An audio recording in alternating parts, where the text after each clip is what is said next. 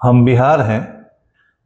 इस सीरीज के अंतर्गत हम लोग 8वें वीडियो में हैं, जिसमें हम लोग बिहार निर्माण की गाथा को आगे ले चलने का प्रयास कर रहे हैं और यहाँ बताने का या उन तथ्यों को आपके सामने प्रस्तुत करने का प्रयास कर रहे हैं जिसके कारण 1912 में बिहार राज्य का निर्माण हुआ।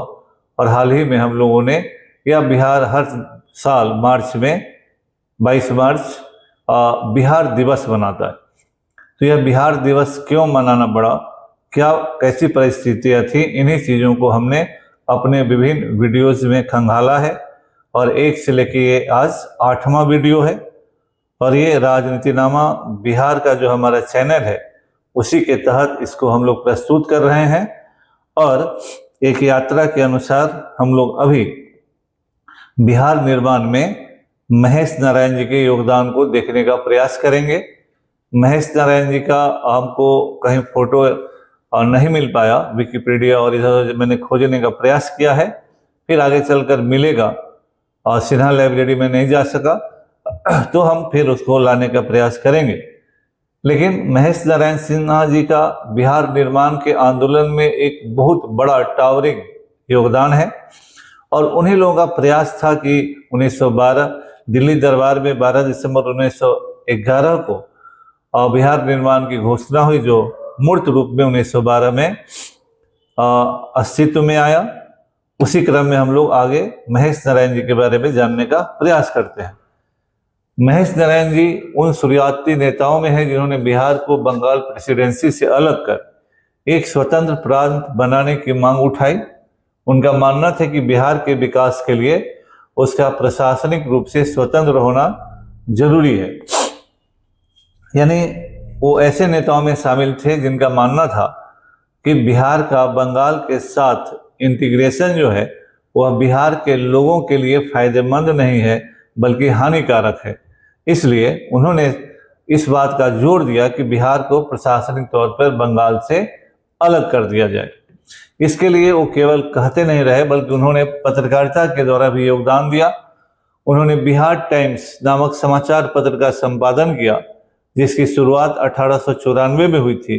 इस पत्रिका के माध्यम से उन्होंने पृथक बिहार के मांग को पुरजोर तरीके से जनता और ब्रिटिश सरकार के सामने रखा। कहने का मतलब है कि जब आप किसी मुद्दे को बहुत ही शिद्दत के साथ उठा रहे होते हैं तो आपको तर्क देने होते हैं, उदाहरण देने होते हैं, प्रमाण लाकर देना होता है। तो इस पत्रिका के माध्यम से वो सारे कार्य किए गए ताकि सरकार को इस बात के लिए कन्विंस किया जाए कि बिहार को एक अलग राज्य के रूप में मान्यता दे। उनके इस कार्य में डॉक्टर सच्चिदानंद सिन्हा का बहुत बड़ा योगदान था। एक जोड़ी थी, दोनों जोड़ी ने कंधे से कंधे मिलाकर बिहार को एक अलग प्रांत बनाने का एक बड़ा आंदोलन उसको खड़ा किया और इनको मानना था कि बिहार को एक अलग पहचान दिलाना जरूरी है और उसके लिए इन लोगों ने बौद्धिक और राजनीतिक जमीन की तैयारी की। उनकी विद्वता और समर्पण के कारण ही महेश नारायण जी को बाबू महेश नारायण, उस समय बाबू रेस्पेक्ट, आउट ऑफ रेस्पेक्ट लोग बोलते थे, बाबू महेश नारायण के नाम से आदर पूर्वक याद किया जाता है। हालांकि 1912 में जब बिहार का निर्माण हुआ उसे देखने के लिए सजीव रूप से शारीरिक रूप से वो दुनिया में नहीं रहे, क्योंकि 1907 में ही उनकी मृत्यु हो गई। लेकिन उन्हीं लोगों का ऐतिहासिक योगदान है कि बिहार का निर्माण 1912 में हो पाया।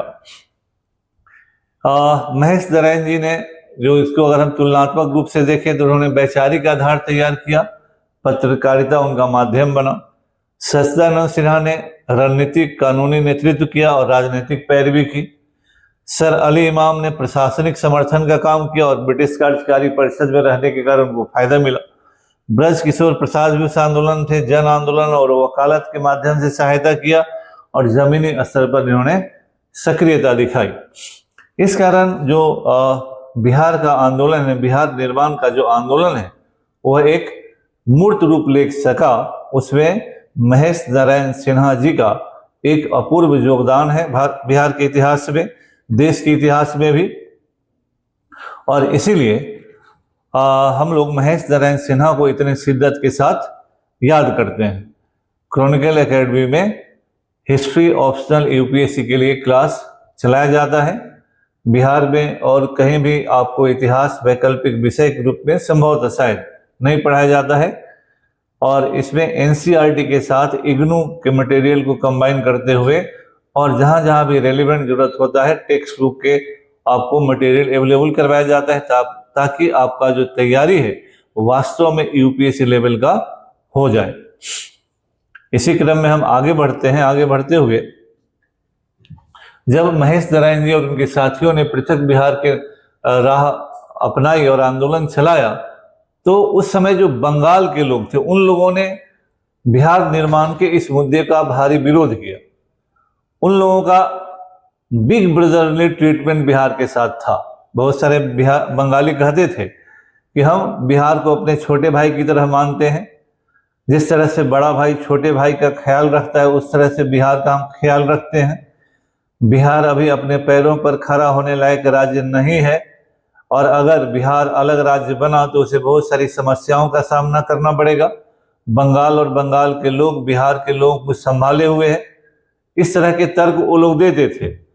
लेकिन इस समय जो मैंने कहा कि उस समय शिक्षा कलकत्ता जो था, चूंकि अंग्रेजों का केंद्र था, तो कलकत्ता में ही western education, new economic opportunity, नौकरियों का सब चीज वहां हुआ।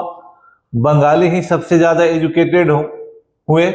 इस कारण अंग्रेजों का सबसे ज्यादा फायदा बंगालियों को ही हुआ। इसीलिए बंगाल के कई प्रभावशाली समाचार पत्र और नेताओं ने इसे अंग्रेजों पर डाला कि अंग्रेज बांटो और राज करो की नीति के तहत बिहारी और बंगालियों में बंटवारा करना चाहते हैं, और इस कारण बिहार का अलग होना बिहार के हित में नहीं है बंगाल से। लेकिन ये बंगाली लोगों का अपना तर्क था। लेकिन उस समय सच्चिदानंद सिन्हा जी ने, महेश नारायण जी ने अपने तर्कों के द्वारा सरकार को, अधिकारियों को और जनमत को यह कन्विंस करने का प्रयास किया कि केवल कहने से नहीं होता है, आंकड़ा भी इंपॉर्टेंट होता है। जैसे सरकारी नौकरी है, सरकारी नौकरियों में बिहारियों की संख्या न के बराबर होती थी। अगर कोई अधिकारी है, अगर 100 अधिकारी हैं तो बंगाल के 95-97 अधिकारी होंगे और 2-3 बिहार के लोग होंगे। न्यायिक मामलों में मुंसिफ वगैरह ही हैं, उसी से लोग जाके ऊपर थोड़ा जाते थे, तो मुंसिफ में बिहारियों की नियुक्ति ही नहीं होती थी, तो आगे कहाँ जाएंगे। अगर 70, 80, 90 न्यायपालिका में लोग हैं तो 2-1 बिहार के लोग होंगे। तो इसीलिए फिर महेश नारायण जी के भाई भी जब एमए किए हुए थे तो उनको नौकरी लेने में क्या परेशानी हुई थी, उसके पर्सनल एक्सपीरियंस था उनको। तो इन लोगों ने, हमारे नेताओं ने सरकार के सामने, बंगाली लोगों के सामने आंकड़े प्रस्तुत किए कि अगर कोई डिप्टी कलेक्टर है, कोई जज है, स्कूल में इंस्पेक्टर है, टीचर है, आप देखिए कि उसमें बिहारी कहाँ है। और आप लोगों को भी, जो बुजुर्ग हैं उनको याद होगा कि जो पढ़े लिखे लोग होंगे पटना यूनिवर्सिटी में, इसके बावजूद जो पटना यूनिवर्सिटी बिहार के बनने के बाद बना है, तो बंगाली शिक्षकों का ही डंका पिटता था। बिहार में बंगाली डॉक्टरों का ही डंका पिटता था। तो इस तरह के वो हावी थे हमारे सिस्टम पर, तो इस चीज को शिद्दत से महसूस करते थे महेश नारायण सिन्हा जी और सच्चिदानंद सिन्हा जी और इमाम बंधु लोग।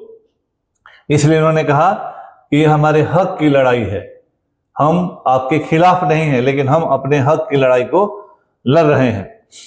ब्रिटिश सरकार और विरोधियों का एक बड़ा तर्क था कि जब बिहार अलग हो जाएगा तो उसका रेवेन्यू कहां से आएगा, सरकार कैसे चलेगी, पैसा कहां से आएगा, और बिहार अपना खर्च नहीं उठा पाएगा और बिहार बहुत मुश्किल में जाएगा और कर्ज में डूब जाएगा।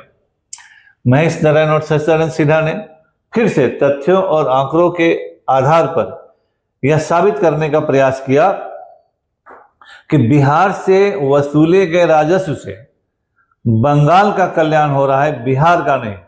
आप राजस्व वसूलते हैं बिहार से, खर्च करते हैं बंगाल पर, और जिसके कारण बिहार में पैसा निवेश नहीं होता है और बिहार पिछड़ा का पिछड़ा रह जाता है। तो बिहार के पिछड़ेपन का बड़ा कारण बिहार के रिसोर्सेज का बंगाल के लिए उपयोग है। इस तथ्य को हम लोगों ने अपने इस किताब में भी रखा है। यह किताब केवल एक किताब नहीं है, बल्कि बिहार की वो कहानी है जो अभी तक आपको नहीं मिला होगा। हम लोगों ने 1707 से लेकर 1950 तक की बिहार के संघर्षों की कहानी को इसमें समेटने का प्रयास किया है। कुल 19 चैप्टर हैं इस किताब में, 350 पेज के आसपास है। दाम भी ज़्यादा नहीं, केवल 299 है। छूट भी आपको मिलेगी बहुत सारे जगह, अमेजन पर भी अवेलेबल है किताब। तो यह किताब हर बिहारी के लिए एक दस्तावेज की तरह है।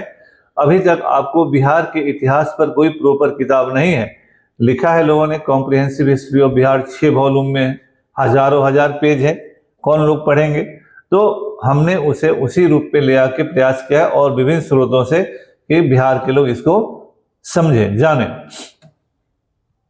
और बिहार के भीतर भी जमींदार और रईस लोग इस मांग के समर्थन में नहीं थे, यानी बिहार निर्माण के मांग के समर्थन में नहीं थे, क्योंकि जब बिहार बंगाल में था तो ऐसे बड़े लोगों का उठक बैठक कलकत्ता में होता था, और उस कलकत्ता में बड़े बड़े लोग, गवर्नर जनरल, बड़े अधिकारी, तो उनके साथ बैठने का एक अलग मजा है।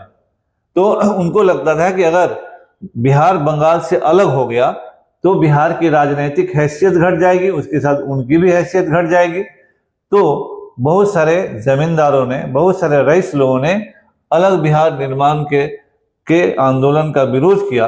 हालांकि महेश नारायण जी ने उन सभी को कन्विंस करने का प्रयास किया कि भाई आप बिहार निर्माण की इस योजना से अलग नहीं रहे।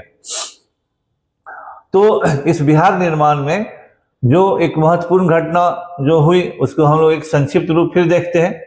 1894 में बिहार टाइम्स का प्रकाशन शुरू हुआ। इसी ने बिहार निर्माण का वैचारिक नींव रखा। 1906 में सज्जन सिन्हा और महेश नारायण जी ने पृथक बिहार की मांग के लिए एक विस्तृत पुस्तिका पंपलेट तैयार किया, जारी किया। 1908 में बिहार प्रादेशिक सम्मेलन का पहला अधिवेशन पटना में हुआ, जहां औपचारिक रूप से बिहार के निर्माण के प्रस्ताव को पारित किया गया 1908 में। 1911 में दिल्ली दरबार में सम्राट जॉर्ज पंचम के द्वारा बिहार और उड़ीसा को अलग प्रांत बनाने की घोषणा हुई, और 1 अप्रैल 1912 को बिहार आधिकारिक रूप से अलग राज्य बनाया गया। तो इस तरह से बिहार का निर्माण एक लंबे संघर्ष का परिणाम था, जो फिर तथ्यात्मक रूप से सामने आया, और इसमें हमारे सारे नेताओं का योगदान था।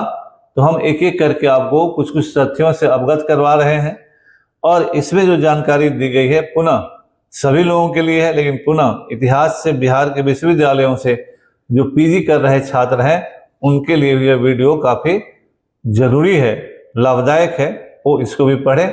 साथ ही साथ हम फिर से रिक्वेस्ट करेंगे कि आप हमारे चैनल को सब्सक्राइब करें, लाइक करें और शेयर करें, ताकि आपको हम इस तरह की ऐतिहासिक जानकारियों से लगातार अवगत करवाते रहें। आपका बहुत बहुत धन्यवाद।